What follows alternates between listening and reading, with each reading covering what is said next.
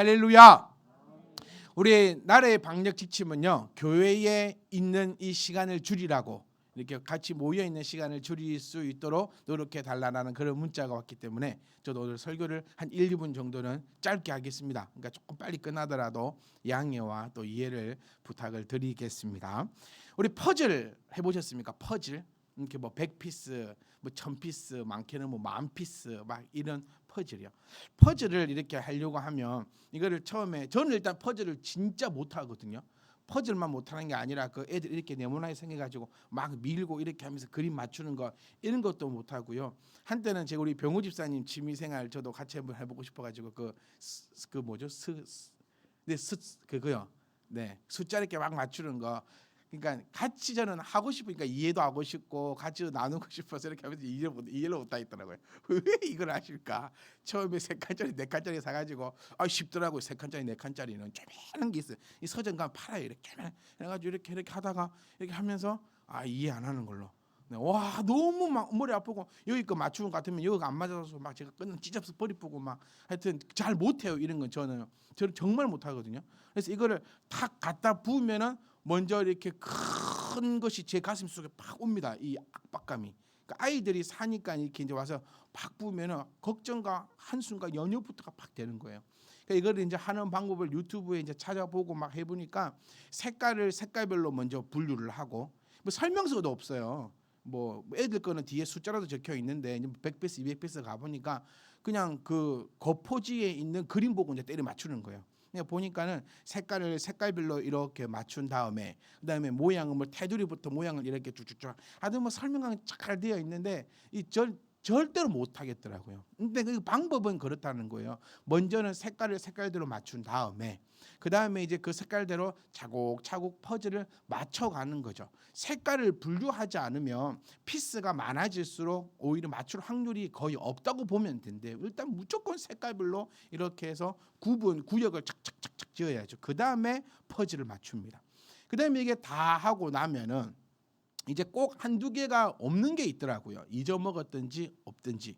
그러면 저는 이거 다 갖다 버려야 되는 줄 알았어요. 그런데 제조사에 전화를 하면요, 한두 개 정도는 택배비를 우리가 내면은 보내줍니다. 네, 뭐가 없어요, 이렇게 하면 딱 보내줍니다. 그럼 그걸 딱 맞추고 나서는 이제 맨 마지막에 이제 본드를 쫙 뿌리는 거죠. 이렇게 쫙 뿌려서 이것도 잘해야 됩니다. 잘못하면 한 군데 뭉쳐가지고 막 애들 울고 난리가 나요. 이렇게 쫙 뿌려가지고 이제 이거를 이제 어떻게 합니까? 액자에 탁 넣어가지고 우리 집에 먼저 걸죠. 그다음에 이제 취미생활이 계속 길어지면은 이제 우리 집에 걸 데가 없어. 그럼 이제 어떻게 하죠? 선물로 드립니다. 네, 선물로 막 드리고 이제 이런 것들이 퍼즐인데 왜 제가 이 퍼즐을 말씀드리냐면 이 말씀도요, 이 퍼즐이더라고요. 퍼즐. 이제 이거 말씀하고 한번 연관 한번 살펴보세요. 성경은 비밀이다라고 이렇게 표현을 합니다. 그러니까 그렇게 나타내고 있죠. 그러니까 성경은 앞만 봐도 모르겠어요. 성경을 말씀을 이렇게 그냥 훅 부어놓고 자 여기서 은혜를 찾아라, 여기서 하나님을 찾아라, 여기서 하나님을 만나보자. 앞만 봐도 하나님이 안 나타나고 하나님 모르겠어요. 그러니까 이제 이 퍼즐을 하나하나 분류하는 작업이 필요합니다. 그것을 저는 지금 해나가는 거예요. 이제 지금 우리 이 마태복음 28장요. 제가 지난주도 말씀드렸지만 정말 교회 한 몇 년 다니신 분들이 이거 정말 다 아는 거예요. 교회들이 이제 또 이 표를 삼고 교회 곳곳에마다 다 이 표를 삼아요. 막 심지어는 주보에도 실어놓고 뒤에도 붙여놓고 막 거의 다 가서 제자 삼으라 막 이렇게 하면서 막 세례를 베풀라 막 이렇게 막 하는 거예요. 그러니까 이게 잘 모르겠어요. 왜냐하면 그냥 우리는 그 퍼즐을 탁 샀을 때 박스만 지금 쳐다보고 있는 거거든요. 그러니까 중요한 건 뭐냐면 이거를 만드는 게 중요한 거예요. 박스 사면 뭐합니까? 박스 사고 집에 걸어놓을 칠랍니까? 박스 사가지고 나는 이거 모으는 게 또 취미인 사람도 있을 것 같아. 만들지는 않고 박스만 만들. 하여튼 대부분의 사람들은 사서 이것을 만드는 겁니다. 그런데 우리는 지금 이 성경이라는 것을 들고 어쩌면 그냥 박스만 보고 있는 거하고 똑같은 거예요. 이건 내 것이 아니거든요. 그럼 이제 부어야 합니다. 그리고 이제는 이거 분류를 해야죠. 그러니까 제가 하고 오늘은 이제 풀어 나갈 것이 이제 제자가 무엇인지, 갈릴리가 무엇인지 이런 것들을 다 색깔별로 분류를 할 거예요. 그 다음에 해야 되는 것이 이제 분류했으면 이제 이 퍼즐을 맞춰야겠죠. 이게 우리의 목적. 분류만 해놓으면 안 돼요. 띄엄띄엄 다 아는데 이걸 결론에는 맞춰내지를 또 못하면 안 돼요. 그런데 다 맞췄다고 봅시다. 근데 한두 개가 빠졌네. 그러면 또 우리가 또 추가를 해가지고 어쨌든 완성을 시켜야 돼요. 그 다음에는요, 우리가 이걸 쫙 또 뿌려가지고 먼저는 어디다가 내 집에다 걸어 놓자고요. 이 신앙을, 이 말씀을, 이 하나님의 능력을 결국에 만드는 이유는 보여주려고 하는 거거든요. 그러니까 신앙도 여러분 결국에는 보여주려고 하는 겁니다. 자랑하려고 하는 것이 아니라 신앙은 보여주려고 하는 겁니다. 제가 뭐 농담삼아 말씀드렸지만 저는 확신합니다. 저희 구원을요. 저는 주님이 지금 이 시간에 오시더라도 나는 하나님께서 나를 구원하실 거다라는 그 믿음의 확신이 있습니다. 그것도 없이 목사하면 안 되겠죠. 네, 여러분 제가 구원 받을지 안 받을지 모르겠습니다. 모르겠어요. 저에게 야, 네 그렇게 살면서 구원을 받는다고라고 손가락질 하시는 분도 있을 수 있겠지만 저는 하나님과의 그 관계 속에서 내가 지금 나는 세상을 떠나더라도 하나님 나라에 나는 들어간다라는 그 확신을 가지고 살아가는 사람 중에 한 사람입니다. 그렇다면 저에게 가장 획기적인 방법은 산에 들어가 사는 겁니다. 혼자. 그럼 죄 지을 리가 없잖아요. 안분이 죄를 안 짓습니다. 죄는 어디서 온다 했죠? 안목의 자랑이고 또 마음의 소리고 귀로 듣고. 죄는요, 보고 듣고 말하는 데서 오는 것이 죄입니다. 혼자서 살아가다 보면 또 죄는 있겠죠. 이 안에 이 죄성이 있으니까. 어쨌든 그래도 확률이 좀 줄어드니까 이 죄로부터 벗어나려고 하면 산으로 들어가는 거. 그래서 그 정신이 우리 고대 중세 시대부터 내려온 걸 보면 이제 수도 말이 좀 빠르지요. 네, 저도 좀 느끼고 있습니다. 왜 이렇게 급하냐, 기아나 천천히 이제 이렇게. 네. 그래서 그 정신이 이제 수도원으로 가는 거죠. 죄 짓지 않고 우리끼리 모여가지고 그냥 기도하고 하나님. 근데 수도원 운동은 실패했다라고 역사는 그렇게 합니다. 왜냐하면 인간의 이 죄성은 암만 혼자 있어도 그게 그런 거니까요. 그러니까 신앙은요, 혼자 있으려고 하는 게 아니라 일단은 보여주려고 하는 것이 신앙이어야 됩니다. 내 아내에게 나의 신앙을 보여줘야 합니다. 네. 그리고 내 남편에게도 나의 신앙을 보여줘야 되고 나의 자녀들에게도 나의 신앙을 보여줘야 합니다. 실질적으로 집에 기르는 개에게도 신앙을 보여줘야 돼요. 뭐 이게 농담이지만 이런 예화가 많아요. 이 예화는 제 것이에요. 저는 예화를 들 당시 출처를 제대로 밝히려고 합니다. 제가 예화가 아니고 한 목사님들이 이런 말씀 많이 하셨어요. 그 집이 가정 예배를 드리는지 안 드리는지 신방 가서 개새끼를 보면 알 수 있다고. 찬양을 부를 때 개가 짖고 난리를 치면 이 집은 평상시에 찬양을 안 하는 집이고, 찬양을 부르고 하는데도 개가 가만히 앉아 있으면 이 집은 그래도 자주 찬양을 하는 집이구나라고 알 수 있다. 이런 예화도 많이 있었거든요. 그러니까 이 신앙은요, 심지어 기르는 애완동물에게도 보여줘야 되는 게 신앙인 겁니다. 그러니까 여러분 이 퍼즐, 그리고 이제 나눠준다 했죠. 그 다음에는 이제 이 신앙을 다른 사람들에게 증거하는 것이 우리 신앙의 목적입니다. 그래서 제가 이 퍼즐 얘기를 꺼냈던 이유가 이런 과정 가운데 우리가 하나하나씩 만들어져 가는 것입니다. 저는 지금 여러분과 정말 이 28장, 그러니까 저는 읽고 싶어요. 여러분 지금 성경을 열심히 읽어주시는 거 정말 대단해요. 그 시편 미치거든요.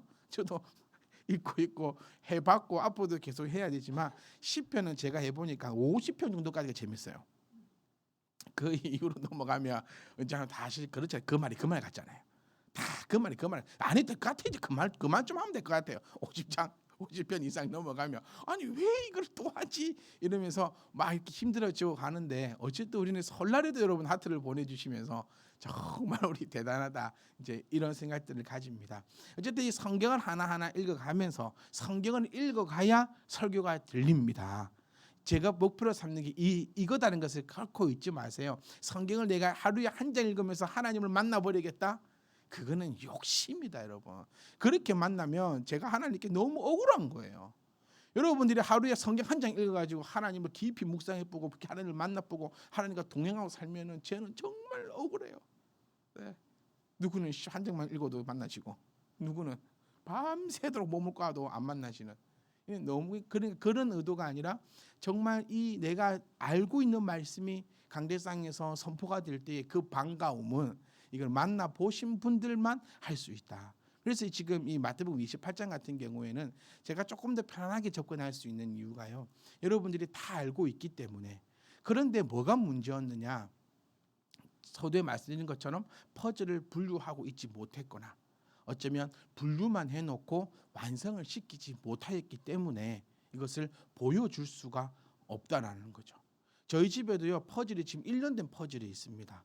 사달라고 해서 사줬더니 맞추도 안 하고 일이 있다가 이모들 한 번씩 오면 좀 맞추고 나면 또 흐트러져 버리고 또 흐트러져 버리면서 그냥 그러고 있는 퍼즐이 있어요.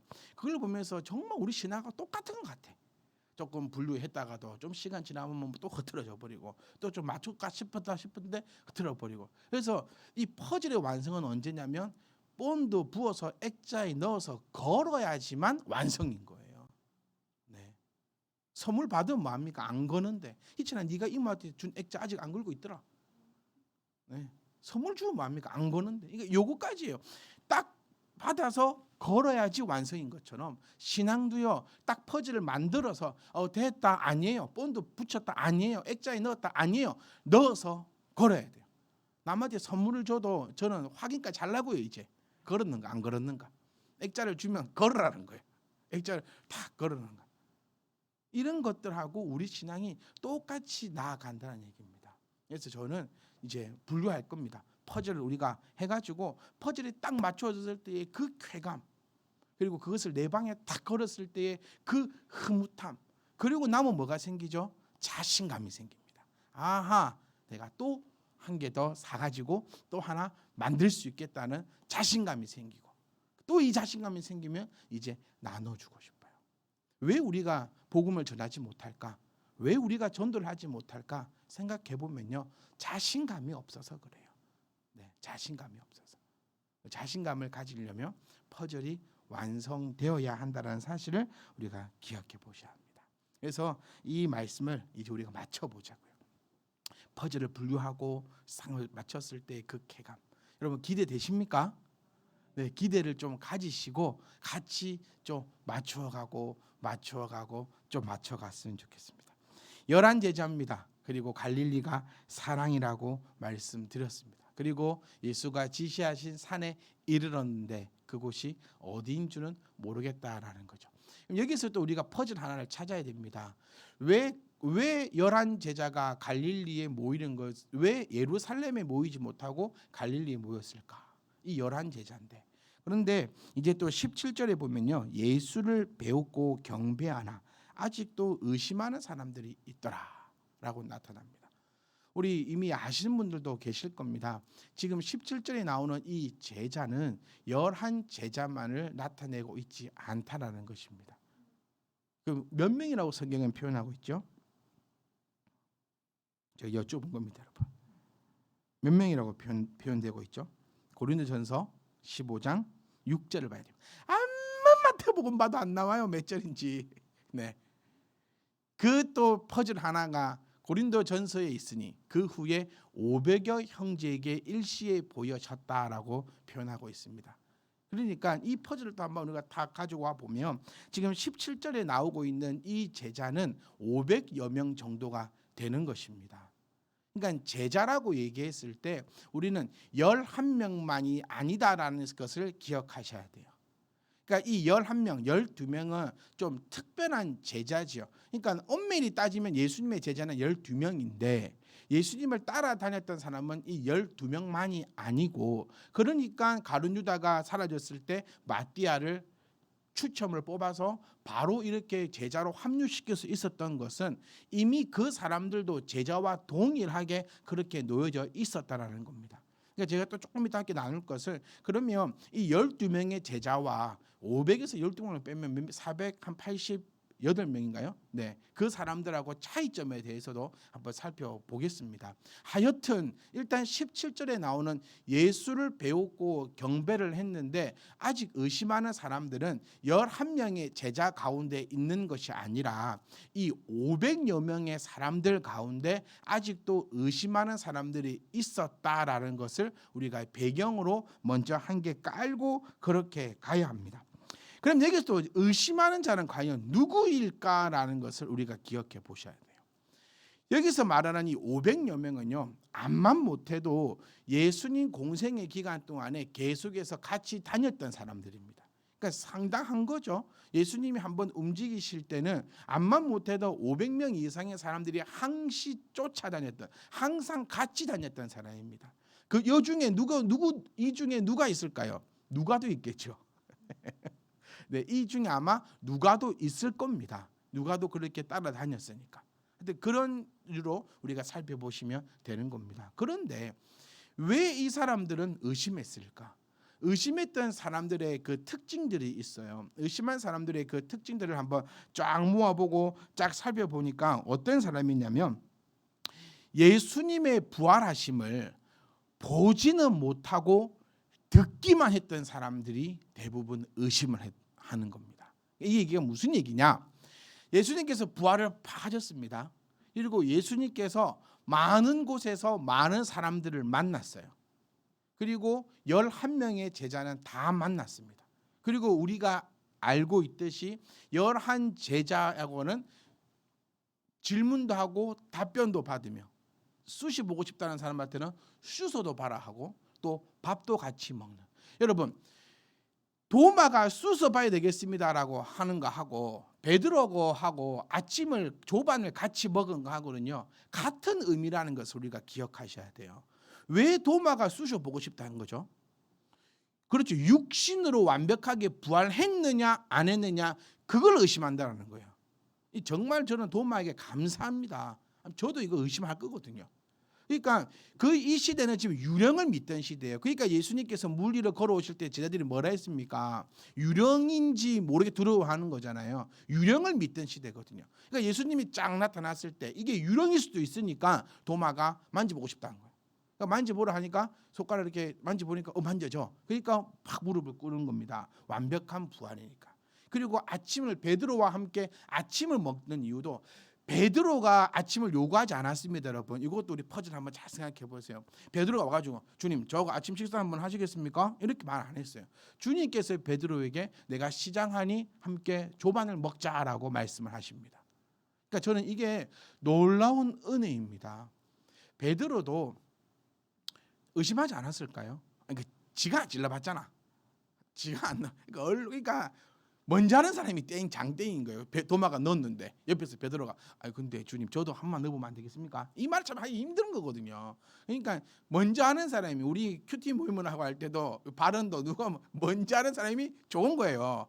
늦게 발언하는 사람들 얼마나 심장이 쪼여오고 앞에서 할 말 다 이쁘면 내가 할 말도 없어지는. 하여튼 이런 거 신앙도 기도도 그러니까 뭐 하자 먼저 하세요. 기도도 먼저 하고 찬양도 먼저 하고 먼저 하는 것이 좋습니다. 그러니까 베드로도 그 마음을 가지고 저는 있었을 거라고 봐요. 근데 주님이 베드로와 함께 식사를 하자고 합니다. 식사는 누가 하는 겁니까? 육신이 하는 거예요.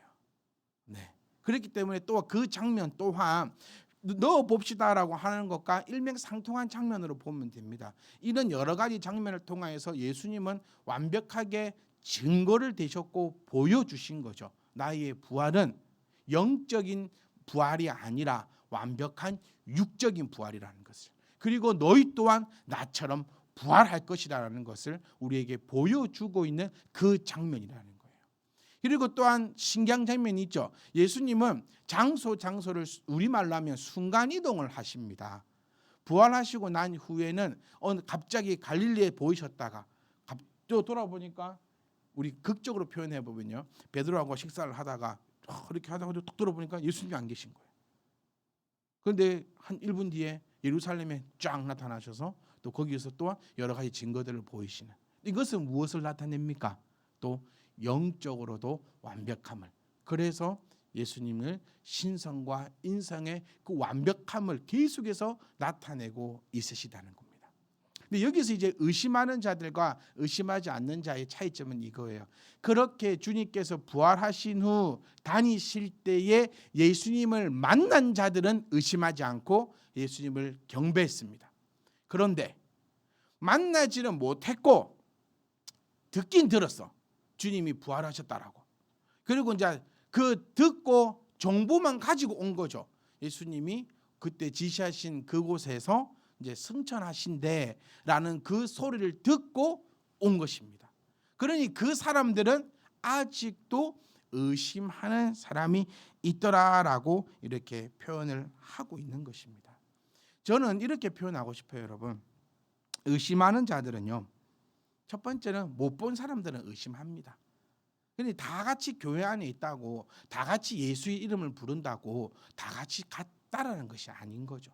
본 자와 보지 못한 자는 분명히 차이가 있는데, 그래서 제가 여러분들에게 간절히 바라고 어쨌든 힘이 닿는 데까지 말씀을 전하려고 하는 그 이유가, 우리는 지금 주님을 만날 수 있는 방법은 단 한 개밖에 없다는 사실을 우리는 이제 다 알고 있습니다. 주님은 결단코요 내 앞에 나타나지 않으십니다, 여러분. 지금 이 성경의 시대처럼, 이 시대처럼 부활하신 주님이 내 앞에 나타나시고 옆구리에 손 넣어보라 하고 같이 밥을 먹자 하고 이런 육적인 일들은 절대로 일어나지 못합니다. 그 일이 일어난다 하면 이미 심판하러 오실 그때겠죠. 모르겠어요. 주님이 심판하러 이 땅에 오셨을 때 손 한번 넣어보라 하실지 안 할지는 저는 모르겠어요. 근데 바쁘셔서 그게 불가능할 것 같아요. 저는 제 생각에는 심판해야 되는데 언제 한 일일이 여기 혹시 계신 분 중에서 자 지금 주님 옆구리에 손 넣어볼 수 있습니다라고 할 때 안 넣어보실 분 있으십니까? 무슨 못 알아듣시겠어요? 용빈님 알아듣고 아무도 없다는데 아마 우리 주님이 이 땅에 재림하셔가지고 한번 넣어볼 사람 이러면 다 손 들걸요. 저부터 손 들고 싶어요. 저도 한번 만져보고 싶어요. 그러니까 그런 일은 없다라는 거죠. 그런 일은 없다. 그러니까 우리가 주님을 만나볼 수 있는 단 한 가지의 통로와 단 한 가지의 방법은 오직 말씀밖에 없다라는 거예요. 그래서 이 말씀에 우리가 목숨을 걸어야 된다는 거죠. 그러니까 정확하게 다시 얘기해 보면요, 말씀을 아는 자들은 주님을 경배합니다. 이게 만난 거거든요. 그런데 주님을 경배하지 못한 자는 주님을 만나지 못한 자고, 말씀 가운데서 주님을 만나지 못한 자는 죽어도 경배할 수 없다라는 것입니다. 그 점을 이 17절에서 정확하게 우리에게 보여주고 있다라는 거예요. 그러면 이게 불신앙이냐? 아닙니다, 여러분. 불신앙이 아니라 망설임입니다. 망설임. 우리 교회만 놓고 얘기하고 싶어요. 여기 모이신 분들은 저는 그렇게 알고 있고 믿고 있습니다. 억지로 오신 것이 아니다. 저는 진짜 일부러라도 주중에 여러분의 전화해서 교회 오세요라고 얘기하지 않습니다. 혹시 저에게 그런 통화 받아보신 적 있으십니까? 뭐 안부를 물을 수도 있고, 뭐 오히려 전화해서 저는 전화 한 번씩 들을 때 교회 얘기 절대 안 합니다. 지사님 식사하셨어요? 아니 뭐 맛있는 건 언제 한번 해주십니까? 우리 한번 놀러 한번 가야죠. 아이들은 어떻습니까? 회사는 어떠세요? 이렇게 제가 여쭤보지. 뭐 이번 주에 교회는 오실 겁니까? 뭐 어쩌실 겁니까? 왜 교회 안 오? 여러분 교회 안 나오셨을 때 제가 전화 걸어가지고 왜 교회 안 나오셨냐고 그런 적 있으십니까?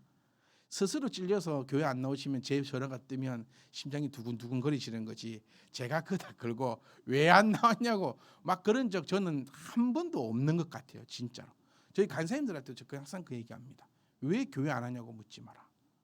교회 오라고 하지 마라. 나는 그 자존심 상한다. 이게 무슨 얘기하고 싶냐면요, 저는 그렇게 믿고 싶어요. 우리 성도님들이 여기 모이신 분들이 정말 억지로 그렇게 오신 분들이 아니라 정말 하나님을 그 사랑하는 마음으로, 정말 하나님 앞에 예배하고 싶은 그 마음으로 우리가 이 자리에 모였으니 저 또한 하나님의 말씀을 증거할 수 있는 것입니다. 제가 늘 두려워하는 게 그거예요. 여러분의 그런 여러 가지 상황과 또 저희의 그런 것들 때문에 하나님의 말씀을 전하지 못하게 되면 여러분들은 하나님 앞에 무릎을 꿇을 수가 없어요. 왜냐하면 만나지 못하니까. 그러니까 우리는 어쨌든 간에 하나님을 만나야 하는데, 우리 가운데서 그겁니다. 신앙이 있기 때문에 여기 다 온 거예요. 우리 신앙이 있기 때문에 주님이 재림하신데 그때 그 얘기했던 그곳으로 와라고 들었을 때 온 거 아닙니까? 이 소문이 이스라엘 내에 안 돌았을까요? 저는 이미 다 퍼졌다고 생각합니다. 주님이 그래서 지시한 땅, 지시하신다. 그러니까 이걸 좀 알려줬으면 참 좋았을 건데 안 알려줘가지고, 아니 또 지금 탁 드는 생각은 알려줬으면 또 요가 우상화가 될 수도 있었겠다 싶어요. 지금 성리순례 가면요, 예루살렘 그 성전 옆에 큰 돌멩이 있거든요. 그거를 밟고 주님이 올라가셨다라고 하는 돌멩이가 하나 있어요. 그 뻥입니다. 그 돌멩이를 기독교에서는 예수님이 밟고 올라갔다 하고 이슬람에서는 모하메드가 밟고 올라갔다 하고 요가 뭐 이륙의 청지요. 뭐 이륙의 청소도 아니고 그 돌만 밟으면 올라가래. 그거 다 뻥입니다. 그냥 이렇게 만들어 놓은 그런 성지순례 장소인데 아마 어디 지시해 놨으면 난리 났을 것 같아요. 그런 큰 빅피처가 있지 않았을까 그런 생각도 한번 얼핏 해봅니다. 신앙이 있으니까 소문이 쫙 돌았어요. 그러니까 신앙이 있으니까 이렇게 오는 겁니다. 우리 여러분 절에서 행사할 때 우리 마을 우리 귓가에도 소식 들어오지 않습니까? 뭐 어떤 스님이 어떤 절에 오셔가지고 뭐 그걸 하신대라고 브랜카도 붙고 막 해요. 근데 우리 안 가요. 박옥수 네 그 뭐 그 사람은 늙도 않고 죽도 않은 것 같아요. 제가 어릴 때도 그 사람 버스에 붙여갖고 돌아다니는데 아직까지 붙여갖고 돌아 욕을 많이 먹나? 욕 먹으면 오래 산답니다, 여러분. 네, 저는 안 죽을 것 같아요. 이래가지고 그 사람 그거 다 우리 소식 다 알아요. 소식 갔다 오신 분, 갔다 오신 분, 나났을 게 나무나 나도 모르고 손 딱 들어보면 웃기건데 그렇죠? 갔다 오신 분에서 네, 그래서 그렇게 소문이 들려도 우리는 안 갑니다. 절도 안 가고 뭐 기쁜 우리 그것도 안 가고 어디도 안 가요. 그런데 우리 참빛희망 교회에서 훌륭한 김기환 목사님을 모시고 부흥회합니다. 여러분 다 오세요. 네, 강제든 다이든 뭐 억지로 끌려오든 어쨌든 간에 오십니다. 왜 올까요? 그게 신앙인 거예요. 신앙이 있으니까 오는 거고 신앙이 없으면 절에서 아무리 뭐 좋은 거 한데도 안 가고요. 우리 교회에 아무리 좋은 사람이 온다더라도 스님이 오실 일은 없어요. 네. 여러분 저는 이거 우리 생각해 봅시다. 스님이 교회 강례상에 서가지고 그 유행하거든요. 스님이 교회 강례상에 서가지고 좋은 말 해주고 목사님이 불상 앞에 서가지고 이렇게 얘기 요즘 한참 유행합니다. 뭐 수다 뭐부터 시작해서 뭐 종교의 통합이다. 이거는요 여러분 있어서는 안 되는 일입니다. 네, 우리가 뭐 사회적으로 통합이고 뭐 그렇게 바라보시면 안 돼요. 이거는 절대로 이 거룩하고 복된 강대상에 스님이 쓴다. 이거는 결코 있을 수는 없는 거고 우상 앞에 목사님이 서신다. 뭐 사회적으로 지금 얘기하고 싶지 않고 이게 이 신앙적으로 영적으로 봤을 때는 있어서도 안 되고 상상도 할 수 없는 일이 지금 희한한 일들이 지금 일어나고 있는 걸 보니 우리 믿는 자들은 뭘 기대하는 겁니까? 주님의 재림을 기대하는 겁니다. 우리의 소망이 뭐라 했지요? 주님이 이 땅에 내 살아 있을 때 주님 재림하시는 게 우리의 소망이어야 됩니다. 아멘.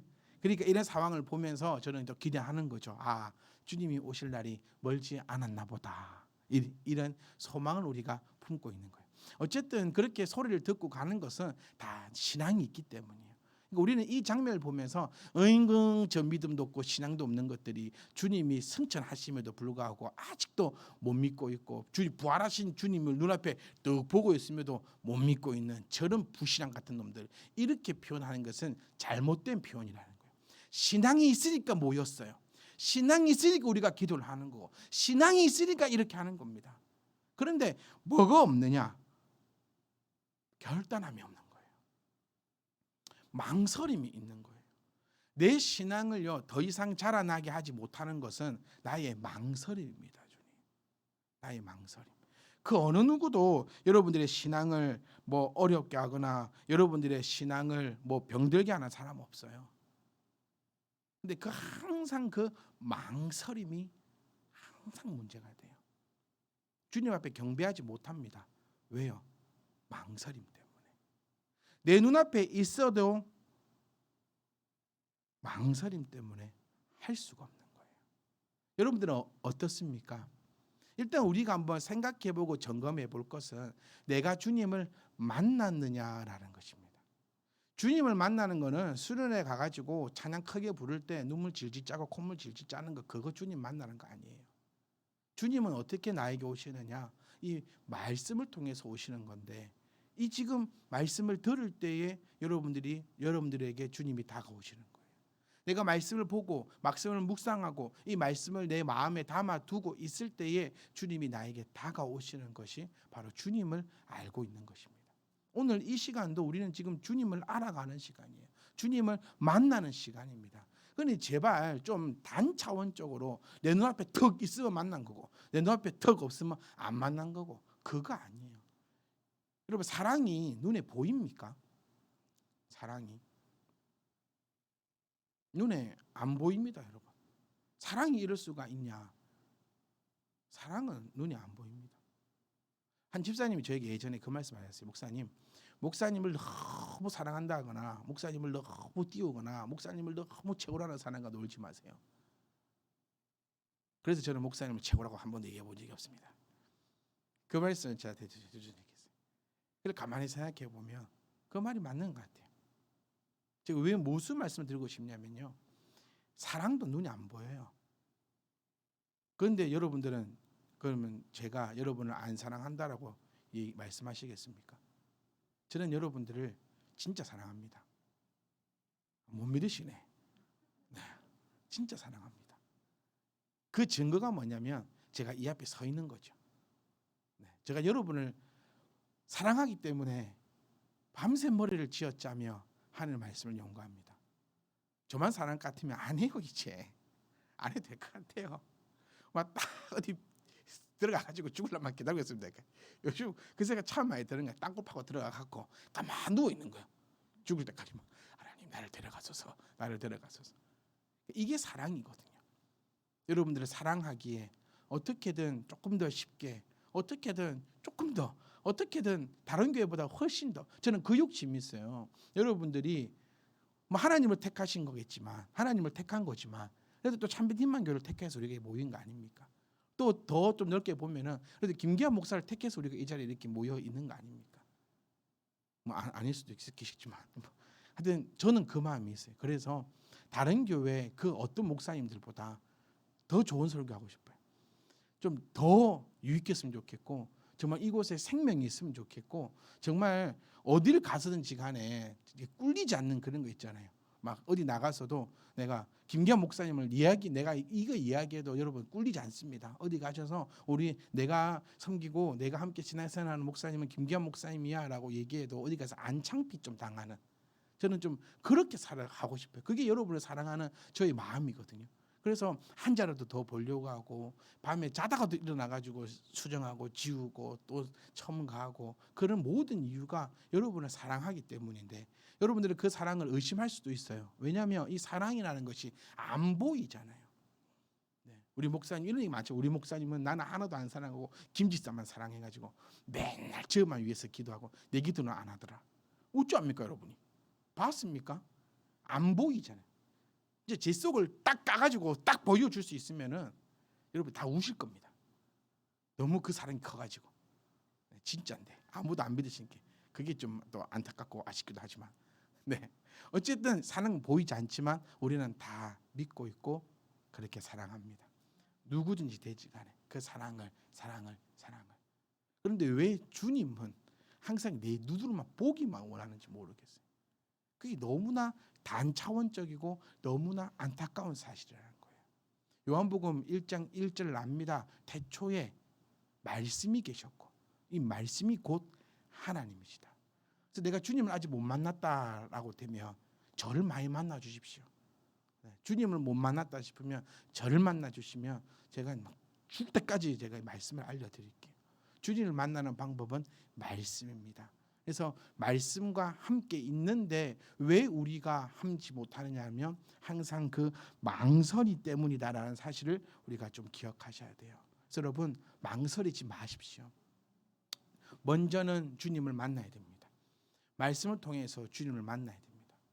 그렇다면 그 말씀대로 이루어지겠지요. 놀라지 마세요. 왜 말씀을 믿는다면서 말씀대로 이루어지면 왜 놀라냐고요. 부활이 그거 아닙니까? 주님이 성경은요, 주님이 하신 말씀에 10만 분의 1로 담지 못하고 있다라고 봐야 됩니다. 그래서 요한복음 끝절에 말씀하고 있듯이 주님의 그 행적과 주님의 그 말씀을 다 기록하자고 하면 쌓아둘 곳이 없다라고 표현하는 것처럼 극히 일부거든요. 극히 일부이지만 우리는 알고 있습니다. 주님이 부활하실 것을요. 그럼 제자들은 주님 앞에 이 얘기를 얼마나 많이 들었겠냐고요. 그런데 부활하니까 뭐해요? 놀라버려요. 그리고 부정합니다. 이 사실에 대해서. 그런 신앙입니까? 우리도 마찬가지죠. 주님 우리 이런 말씀하셨어요. 놀라지 마라. 얼마나 놀라면 놀랄 거야 사람들이. 놀라지 말라. 내가 네게 크고 은밀한 것을 보이리니 행하리니 너 놀라지 마라. 주님이 행하시도 놀래. 안 행하도 놀래. 하면 한다고 뭐라 그러고 안 하면 안 한다고 뭐라 하는 이게 이 모양대로 우리가 신앙이 나가고 있지 않을까요?